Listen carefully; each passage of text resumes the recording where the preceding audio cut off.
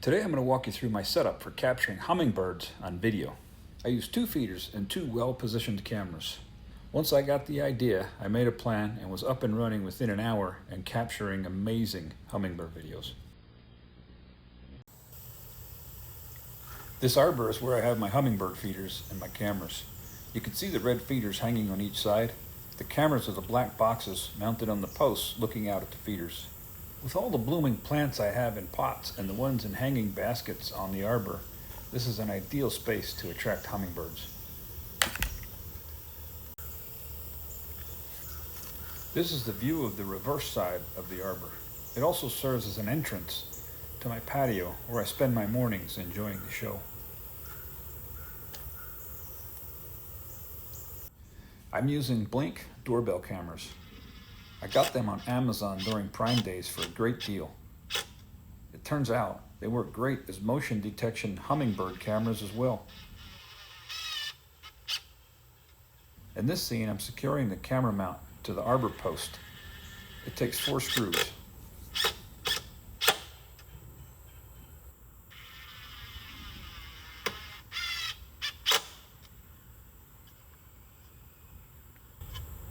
The mount comes with a solar panel to keep the batteries charged during the day while the sun is out. The solar panel and the camera snap easily into place on the mount. With both secured, I'm ready to start capturing some videos. Here's a view of the arbor from the side. You can see the bird feeder with the camera mounted just behind it as I zoom in for a close-up. Here's a view from the other side with a close-up of the feeder and the camera setup. For the remainder of the video, I'm going to show you some of the clips I captured within the first 2 days after I set up the cameras. I have the camera settings to capture 20-second videos. I found that it seems to be the limit of a hummingbird's attention span it can give to one session at the feeder. These hummingbirds are called ruby-throated hummingbirds. They get their name from the red patch on their neck. They're a really pretty bird with the emerald green head and back and the white breast. In this clip from the side, the hummingbird's throat appears to be black. However, as it turns to face the camera, you can see the red throat. I read this happens because the feathers on the throat are translucent. The skin beneath the feathers is red, which can be seen from a direct face-on view. But from the side, it appears to be black. Now this one you can see doesn't have any red in its neck at all. It's totally white from its beak to its feet. This is the female. They don't have the red patch.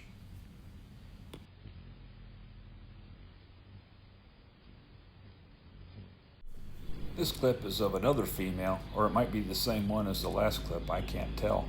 But this one seems to like to perch instead of hovering the whole time that it's feeding. Before this, I've never seen one perch before. I've only seen them hover and dart around. One thing that I've realized is that after 4 or 5 days of the same sugar water, they visit the feeder a lot less frequently. So I change out the sugar water every 4 days so I can keep the activity thriving around the feeders. I've tried the commercial sugar water that they sell at some of the big box stores. I didn't notice any difference in activity from the sugar water that I make and the sugar water that I bought from the store. So I just make it myself.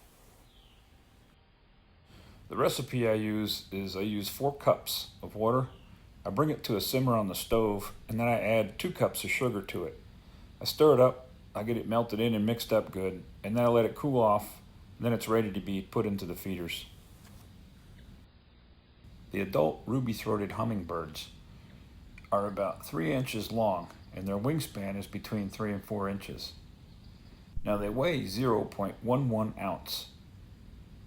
That's about 3 grams. And to put it into perspective, an empty soda can is 14 grams. That's over 4 times the weight of a hummingbird.